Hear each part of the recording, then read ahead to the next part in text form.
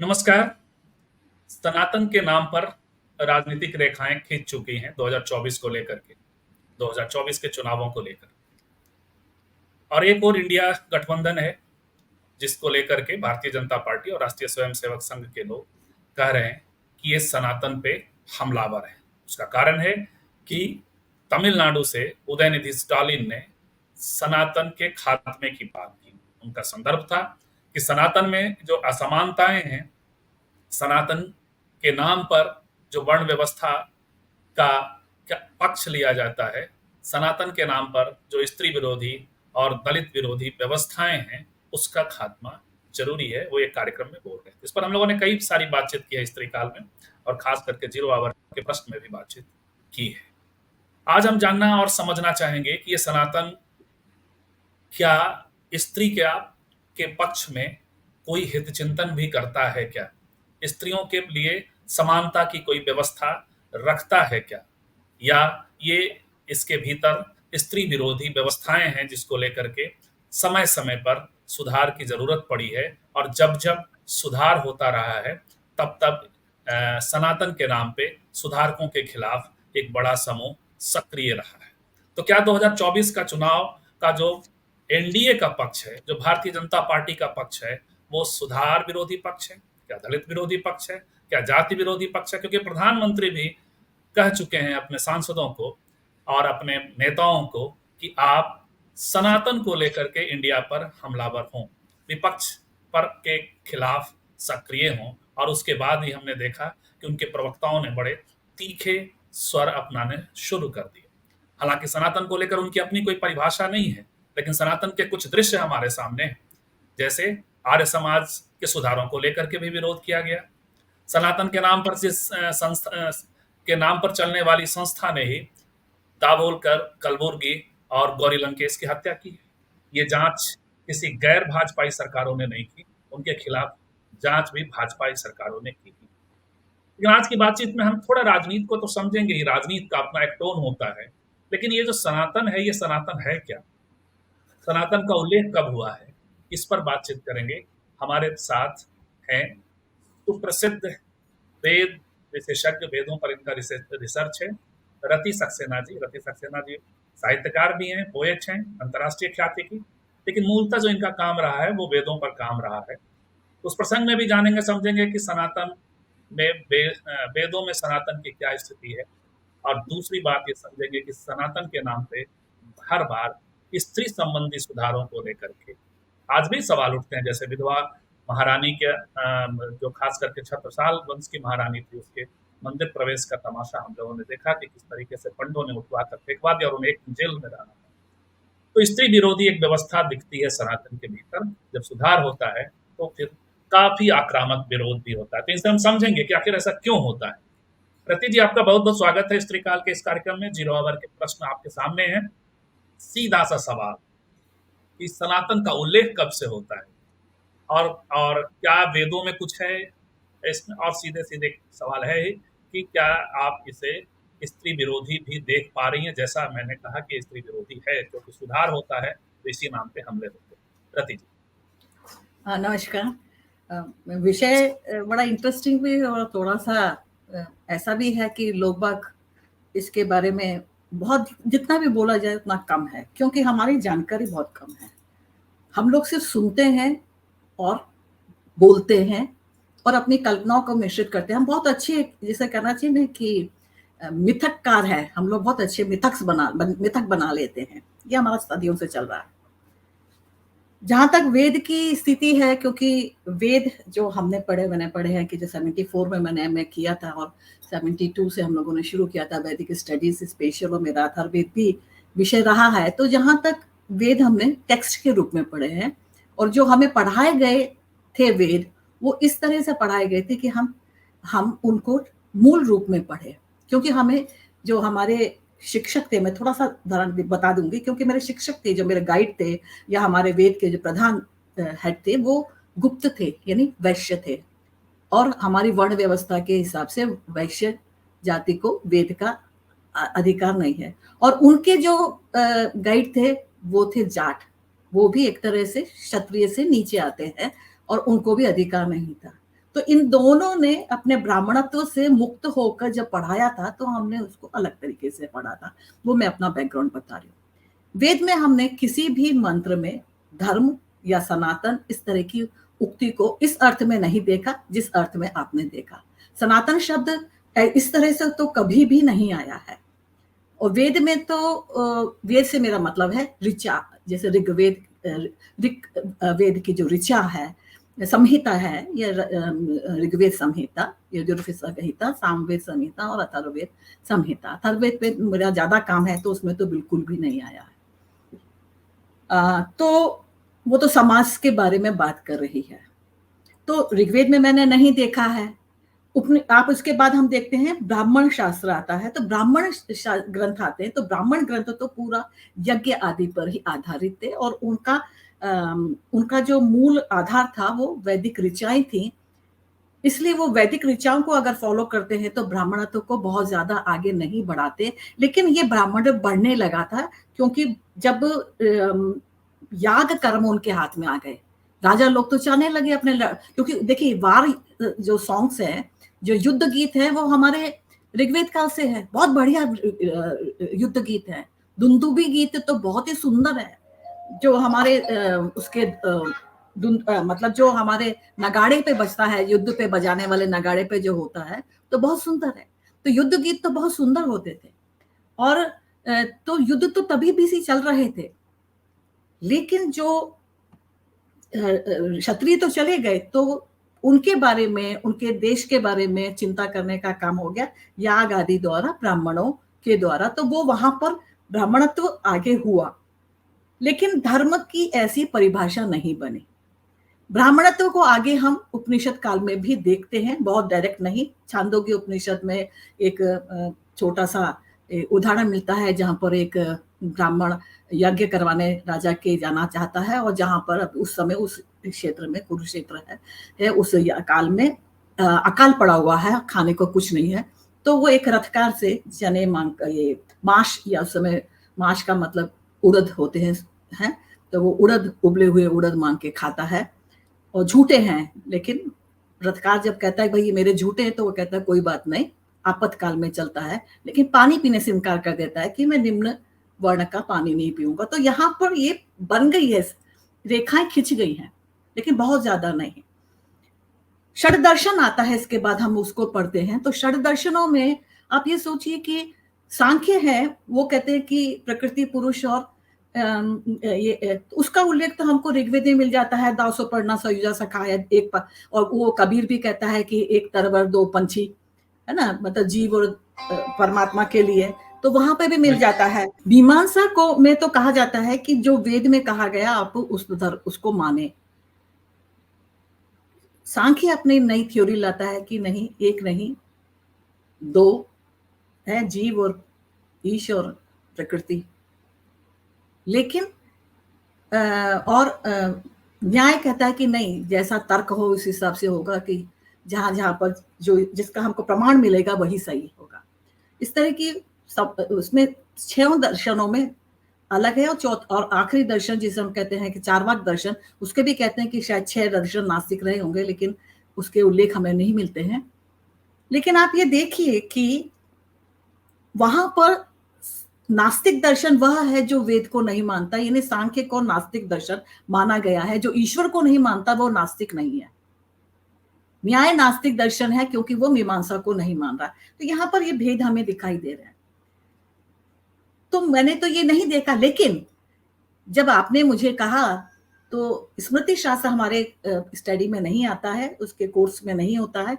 देखिए फिर मैंने उसको पढ़ा, तो 18 स्मृतियां होती हैं, 18 स्मृतियां हैं, क्योंकि केवल मनु की स्मृति का अंग्रेजी में अनुवाद हो गया था, इसलिए हम सिर्फ मनु स्मृति की बात करते हैं, जबकि 18 स्मृतियां हैं जी।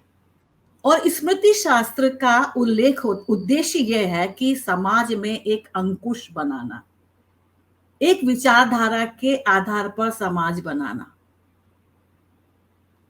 वहां पर हमें कहीं कहीं पे सनातन धर्म का धर्म सनातन इस तरह से आता है, जहां पर विशेषण के रूप में अधिक लगता है कि भाई ये ऐसा कहा गया है क्योंकि ये वहां ये धर्म सनातन है। यह धर्म सनातन है, इस तरह से विशेषण के रूप में, क्योंकि हमेशा से चलने वाला धर्म यही कहता है, इसलिए हमको इसका पालन करना चाहिए। तो ये हमें स्मृति शास्त्रों में कहीं कहीं पे दिखाई देता है, हम उसको देखते भी हैं। लेकिन स्मृति शास्त्र को अगर आप आज की दृष्टि से देखें तो स्मृति, जैसे स्मृति है वैसे धर्मशास्त्र भी थे। धर्मशास्त्र तो बहुत अच्छे थे, जिसको हम चाणक्य के अर्थशास्त्र से भी पहले का मान सकते हैं, जिसमें राजा को क्या करना चाहिए, किसको दंड देना चाहिए, किसको क्या करना चाहिए, वो राजा के हिसाब से था, वो तो बहुत अच्छे थे। लेकिन स्मृति शास्त्र पूर्णतया एक ब्राह्मण जाति की दृष्टि से लिखा गया है अधिकतर। हालांकि मैं ये नहीं कहूंगी कि यहाँ पर ब्राह्मण के लिए कोई सजा नहीं है, सजा है, लेकिन कैसी सजा, कि अगर ब्राह्मण कोई गलती करता है, चोरी करता है, तो उसको 15 दिन का व्रत करना है, और शूद्र करता है तो उसका गला काट दो, उसका सिर काट दो। दोनों में अंतर है ना। तो ये सजा का जो अंतर है वो बहुत ज्यादा है। दूसरा, इसमें जो आप देखिए, आप अगर स्त्री और पुरुष की बात कर रहे हैं, वहां तो पूरे समाज में केवल क्षत्रियों को उन्होंने, राजाओं को उन्होंने नहीं छुआ है, लेकिन उन्होंने पूरे समाज में इसको, केवल एक गौतम स्मृति ऐसी है जिसमें उन्होंने ब्राह्मणों को के बारे में, ब्राह्मणों की सजाओं के बारे में ज्यादा बोला, लेकिन एक भी सजा ब्राह्मण की नहीं जिसमें उसको प्राणदंड दिया जाए। लेकिन शूद्र के लिए हर 2 मिनट में प्राणदंड हो सकता है, स्त्री के लिए हो सकता है। आपको सबसे बढ़िया मैं उदाहरण दूं जो मैंने उष्णा स्मृति में देखा, और 3 स्मृति में और भी है, वो है अनुलोम और प्रतिलोम विवाह का। आपको तो मालूम ही होगा अनुलोम विवाह किसे कहते हैं और प्रतिलोम विवाह किसे कहते हैं। अनुलोम में मतलब पुरुष, हाँ जी, हाँ, फिर भी दर्शकों के लिए बताना चाहिए कि पुरुष ऊपर होगा, और जी हाँ, पुरुष ऊपर जाति का होगा, अगर स्त्री नीचे जाति की तो कोई बात नहीं, दोनों बराबर जाति के तो अच्छी बात है, लेकिन पूरे 6 पीढ़ी तक उनके गोत्र नहीं मिलने चाहिए, ये स्मृति में लिखा है। लेकिन स्मृति में तो इतना तक लिखा है कि आप आचमन कैसे करो, आप कुल्ला कैसे करो, उंगली को कैसे बांधो, आप कितने बजे उठो, आप कैसे करो, ये सारा लिखा हुआ है। यानी इतना आपको बांध दिया गया है नियमों से, जैसे जंजीरों से आपको बिल्कुल बांध दिया गया है। वो जंजीर से ये नियम ब्राह्मणों के पक्ष में ज्यादा बने, जो आप कह रहे हैं। स्वाभाविक रूप से, क्योंकि ब्राह्मणों के पक्ष में इसलिए हम मान सकते हैं कि उनको प्राणदंड नहीं है। हालांकि उनको क्या है, आप व्रत करो, 30 दिन का व्रत करो, 15 दिन का व्रत करो, तच्य उपवास करो, इस तरह के हैं, लेकिन उनको प्राणदंड तो नहीं है ना। दूसरों के लिए तो प्राणदंड है। दूसरी, उनकी संतति कष्ट नहीं उठाती, यानी ब्राह्मण किसी शूद्र स्त्री के साथ में संपर्क करता है, संसर्ग करता है, जो संसर्ग का मतलब उसका जो शारीरिक संबंध करता है, तो उसको कोई भी दंड नहीं है। लेकिन उसकी पुत्री अगर शूद्र के साथ करे तो उसका बच्चा चांडाल हो जाएगा, यानी शहर के अंदर आ भी नहीं सकता है। क्षत्रिय के साथ करेगी तो सूत पुत्र हो जाएगा, और अगर वो सूत के साथ करेगी तो वो वैण्यक हो जाएगा, यानी बांस बनाने का, बांस का सामान बनाने वाला। अगर क्षत्रिय जी हाँ, क्षत्रिय स्त्री है, लड़की मतलब बेटी, वो अगर किसी सूत से विवाह कर लेती है अपनी मर्जी से, तो उसका बच्चा चमार हो जाएगा, चर्मकार। और इस तरह से पूरा एक दिया है उन्होंने। और वो डॉक्टर अम्बेडकर कि मनु जो है सबसे बड़ा अपराधी ब्राह्मण स्त्रियों का अपराधी है, क्योंकि चांडालों की जो संख्या है उस हिसाब से यदि देखें, और ब्राह्मणों की जो संख्या उस हिसाब से देखें, तब तो जो है सारी की सारी ब्राह्मण स्त्रियों को वो अवैध रिश्तों में या जातिच्युत रिश्तों में बता रहे। बाबा साहब कहते हैं मनु की व्याख्या करते हुए। तो मैडम, ये अब समझना ये चाह रहे हैं जी, ये जो सनातन का जो अभी झगड़ा चल रहा है, संघर्ष चल रहा है, बहुत स्पष्ट तो ये भारतीय जनता पार्टी और राष्ट्रीय स्वयंसेवक संघ के लोग कह नहीं रहे कि सनातन है क्या, लेकिन कहने सनातन पे खतरा है। तो क्या वो वही सनातन है? इसी नाम पे हर बार जो स्त्रियों के पक्ष में सुधार होते हैं उसके विरोध में लोग खड़े होते हुए आपको दिखाई पड़ते हैं इतिहास में। देखिए, अगर ये बात हो रही है कि आप स्मृतियों की बात कर रहे हैं, तो मुझे भी इस बात का भय है कि हमारे भविष्य की बेटियों का क्या होगा। क्योंकि अगर यही, क्योंकि इससे तो हम बहुत बेहतर स्थिति में है, बहुत बेहतर स्थिति में है अभी स्त्रियां।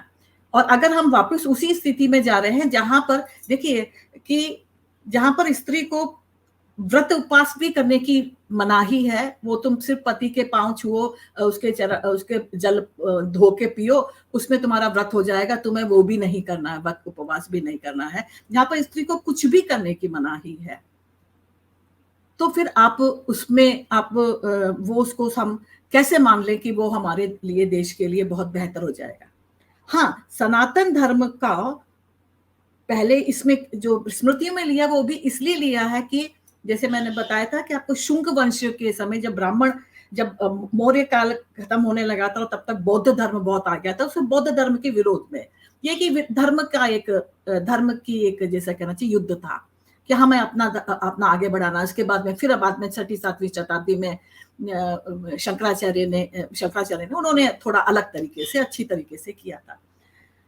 यहाँ पर जो नियम बना के अपने समाज को बढ़ाना है, उसमें हम उसके पक्ष में ये तर्क देते हैं, अधिकतर दिए जाते हैं कि बाहर से बहुत युद्ध होने लगे थे, बाहर से युद्ध होने के कारण भारत की जो यहाँ की स्त्रियां थी उनको अगवा करके शत्रु ले जाते थे, अपनी पत्नियां बना लेते थे, शूद्रों को अपने साथ में मजदूर बना के ले जाते थे, इसलिए अपने उसको बचाने के लिए उन्होंने ये नियम बनाए।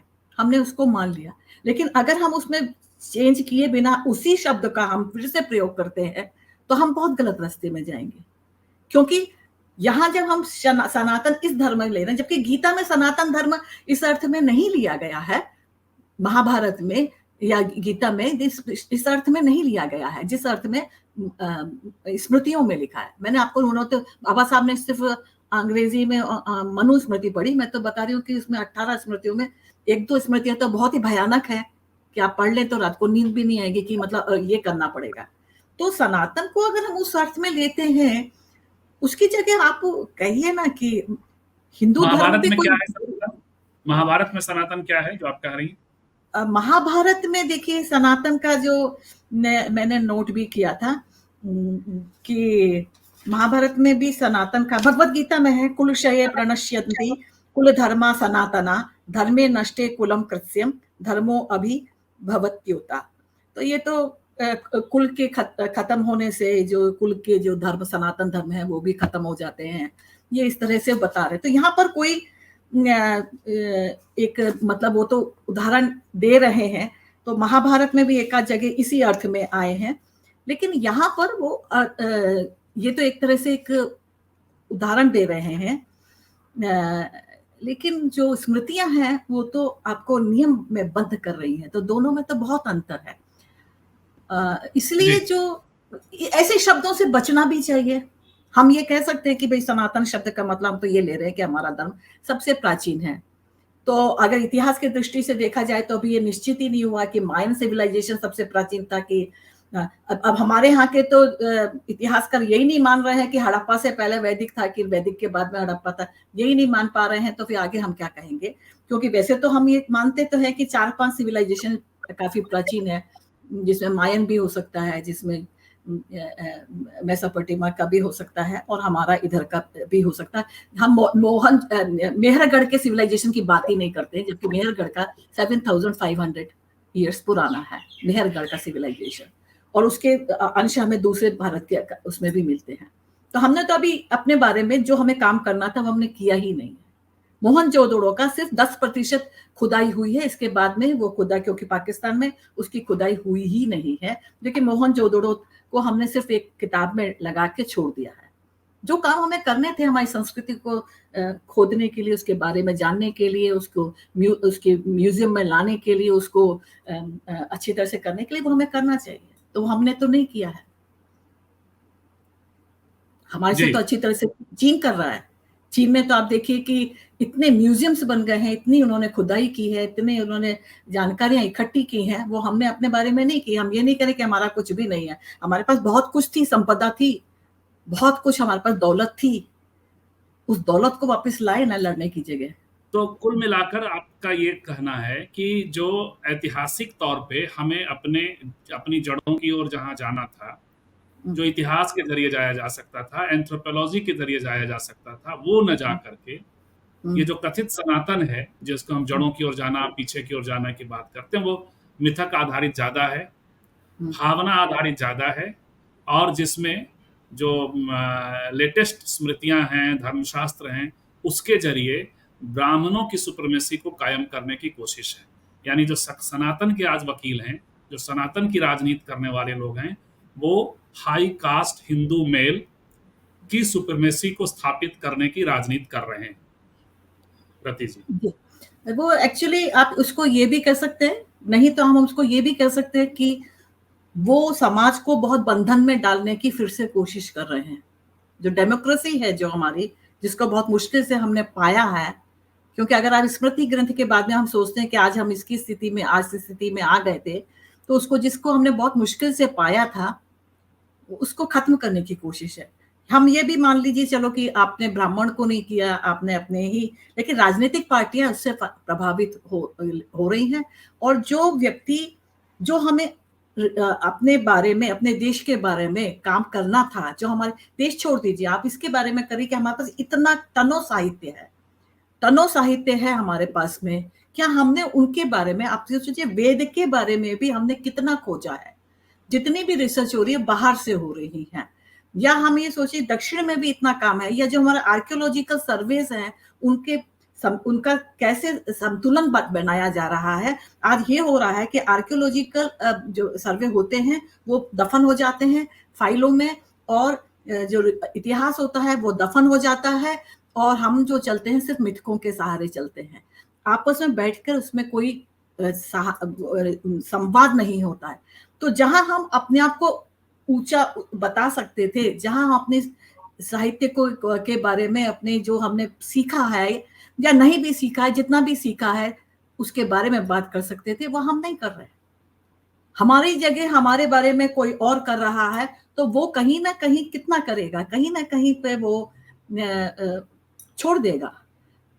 तो ये छोड़ देना चाहिए सनातन वगैरह धर्म के बारे में भी। और क्योंकि आम जनता को तो क्या है कि आम जनता तो सिर्फ मिथक में जी रही है। आप इतनी ऐसी ऐसी मूर्खतापूर्ण बातें हो रही हैं कि सुन के दुख होता है। दूसरी बात, ये सारा विरोध केवल उनका क्यों हो रहा है सनातन के नाम पर, जो पढ़े लिखे, मतलब जो थोड़ा इसके बारे में बात कर रहे हैं, समानता के बारे में बात कर रहे हैं, सामाजिक समानता के बारे में हो रहा है। जो और जो धर्म नहीं है उनके, लेकिन जो और अभी बहुत सारे उबड़ खाबड़ दरख्त या पेड़ या झाड़ खंगाड़ उग गए हैं, जो लोगों को स्पिरिचुअलिटी सिखाते हैं या जो लोगों को दर्शनवाद सिखाते हैं, वो क्या सिखा रहे हैं उसके बारे में आपका क्यों नहीं जा रहा है ध्यान? वो तो बिल्कुल ही बिल्कुल उल्टा सिखा रहे हैं, और आप उसके बारे में बात ही नहीं कर रहे हैं। ये नहीं, जो हमें झाड़ झंकार साफ करना था उसको साफ करना चाहिए था। आप जैसे सिर्फ आप उन्हीं को ब्रह्म कर रहे हैं। जी जैसे आप कह रही हैं कि ब्रह्म कुमारी को लेकर के इन्हें कोई समस्या नहीं है, जबकि ये जी जी, ब्रह्म कुमारी का मैंने उनका फिल्म मैंने देखी थी बहुत पहले। उसमें क्या था कि सत्ययुग में केवल स्त्री पुरुष भाई बहनों जैसे रहते थे। अब ये कैसे संभव है? क्योंकि ऋग्वेद जो हम सबसे पुराना अपना आधार मानते हैं, हमारी संस्कृति का या हमारे धर्म का आधार मानते हैं, वहां पर विवाह सूक्त सबसे प्रधान है। सबसे प्रधान विवाह सूक्त है, वो अथर्ववेद में भी है। और फिर इसके अतिरिक्त वहां पर आप ये सब देख लीजिए कि शंकराचार्य का भी विरोध इसलिए हुआ था कि वो संन्यास आश्रम, विवाह आश्रम, ये गृहस्थ आश्रम से पहले ले रहे थे, इसलिए विरोध हो रहा था। यानी 4 आश्रम तो विभाजित थे ही, वानप्रस्थ के बाद में गृहस्थ जाना ही था। तो जिस संस्कृति में शुरू से आपको गृहस्थ आश्रम को, और फिर ये है कि जब नासदी सूक्त जो बहुत प्रसिद्ध है, जिसके बारे में सब बात करते हैं कि जिसमें काफी फिलोसफी और एक दर्शन आता है, वो भी कहता है कि कामस्तद अग्रे समवर्तता, सबसे पहले काम पैदा हुआ। ये काम का मतलब चाहे आप वो गलत अर्थ में मत लीजिए, लेकिन काम का मतलब क्या है कि आपस में विकास करने की, अगर वो लड़की, हाँ संसर्ग है उसमें, हाँ वो पैदा सबसे, हाँ वही साइंस भी है। नहीं तो साइंस कैसे वो जो शुरू में भाई बहन थे वो कहां से आ गए थे, कहां से टपक गए थे, उसके बारे में तो कोई पूछता नहीं है। तो इस तरह की बात होती है, इस तरह के ऊटपटांग के दिए जा रहे हैं उदाहरण, उसके बारे में आप कुछ भी नहीं कह रहे कि उनको ठीक करें।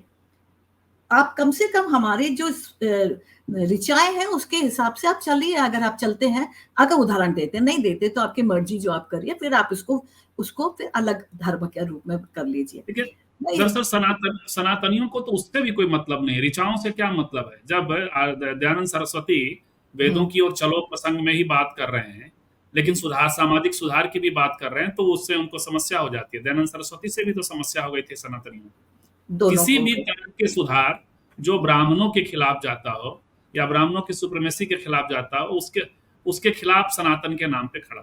मैं एक सवाल दूसरा करना चाह रहा हूं आपसे, हाँ, कि ये युद्ध जो है, संघर्ष जो है, वो तो वेदों में भी लगातार है, अलग अलग जी, विचारधाराओं जी, का, अलग अलग धाराओं जी, का। जी, और ये देश लगभग अलग अलग समय काल खंडों में अलग अलग संघर्षों का देश रहा है। शैव वैष्णव, शैव शाक्त, वैष्णव शाक्त, ये तमाम तरह के संघर्ष लगातार होते ही रहे हैं।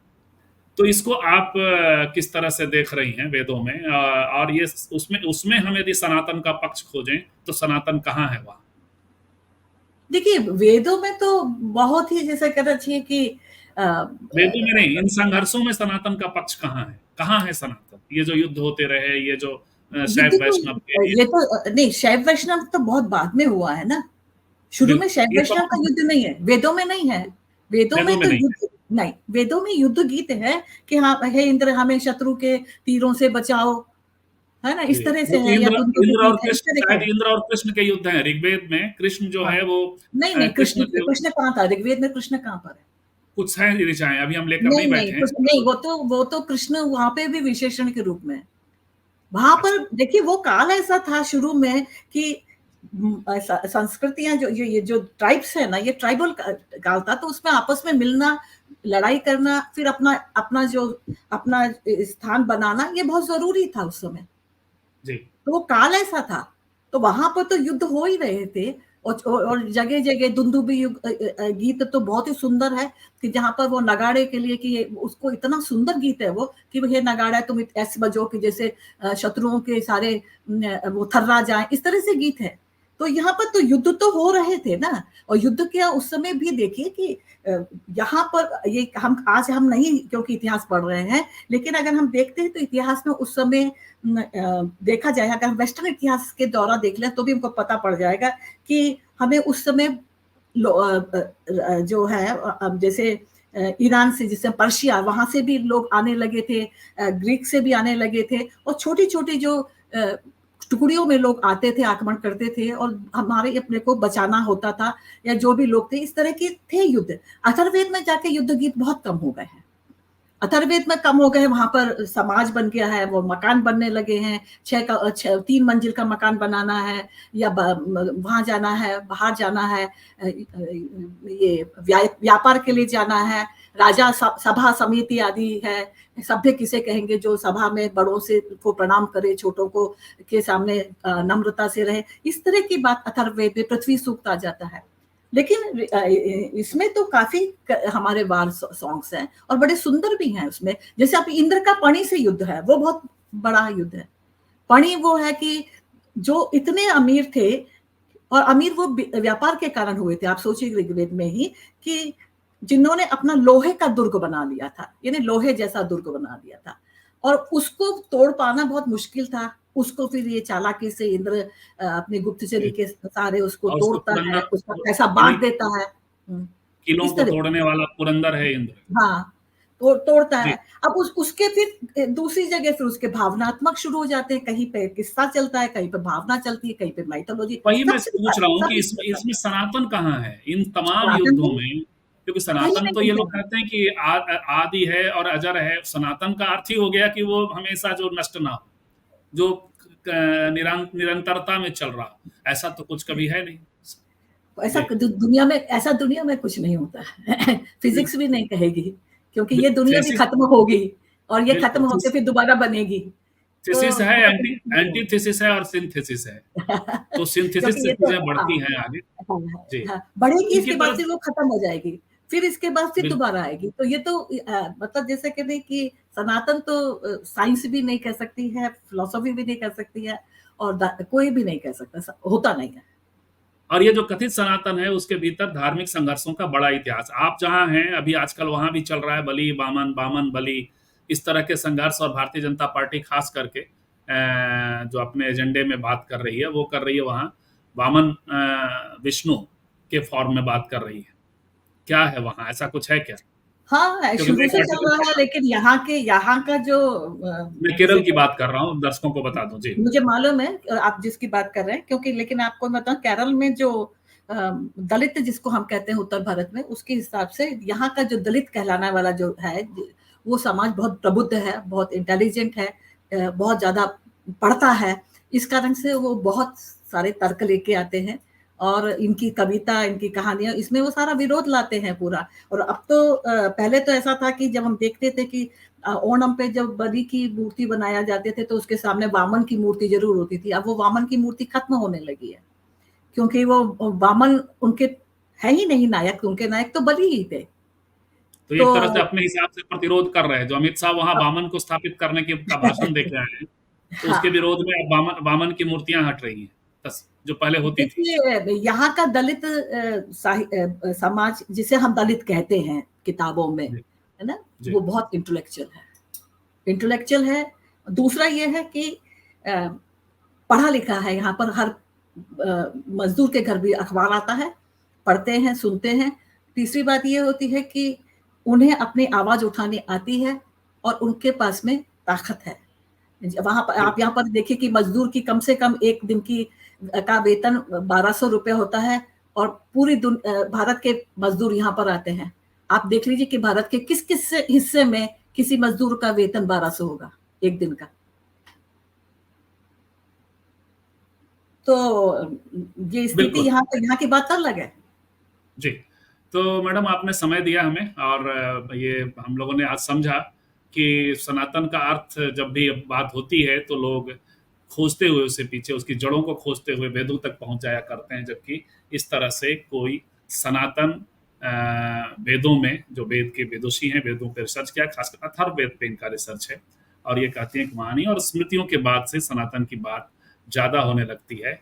और जो खास किस्म से नियमन और जड़ता ब्राह्मणों के पक्ष में किया जाने लगा, उस के बाद से सनातन का एक हंगामा भी खड़ा होना शुरू होता है, जो किसी भी तरह के बदलाव के विरोध में है। सनातन के नाम पर मूलतः स्त्री विरोधी और दलित विरोधी धार्मिक गतिविधियां ज्यादा संचालित होती रही हैं, ब्राह्मणों के और वर्ण व्यवस्था के समर्थन में। रति मैडम, आपने हमें समय दिया, और भी अन्य विषयों पर आपसे आगे भी बातचीत करेंगे, खासकर केरल के समाज को और धार्मिक समाज को भी समझने की कोशिश करेंगे किसी अगली बातचीत में। आपका बहुत बहुत धन्यवाद, और दर्शकों आपका भी बहुत बहुत